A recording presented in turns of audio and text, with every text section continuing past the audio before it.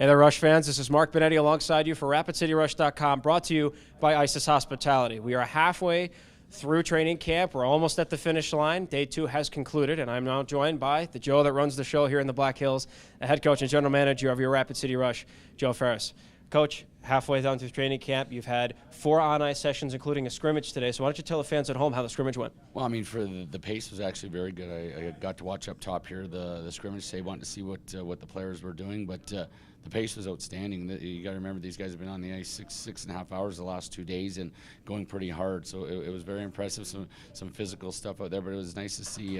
There's players we definitely have to look at, and tonight, obviously the Stro, he's going to be a dynamic hockey player at the pro level, just a big, strong kid, and make some real good decisions out there. And you can see the guys that are headsy for the game and have the hockey sense there. And really impressed with how our D moved the puck, especially in the offensive zone, using each other. So it was a pretty entertaining game.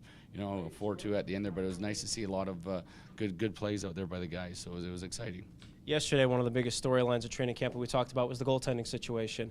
Now that Garrett Zemlak is no longer with the team, he left for personal reasons. That news recently broke. And we have 2 rookies, Keaton Hardigan and Alex Dupuis, that are going to carry the load for this team between the pipes.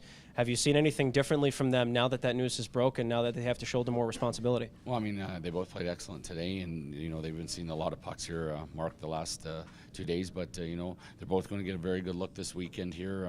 Haven't quite decided yet whether we're going to have Keaton or Alex play full games or split both games, but no, they've showed themselves, and there's no doubt about it that both of them are going to be very good pros down the line here. But yeah, they're doing their job there, and we got some pretty darn good shooters out there, guys that have pretty good resumes of scoring goals. So I think they're holding themselves very well.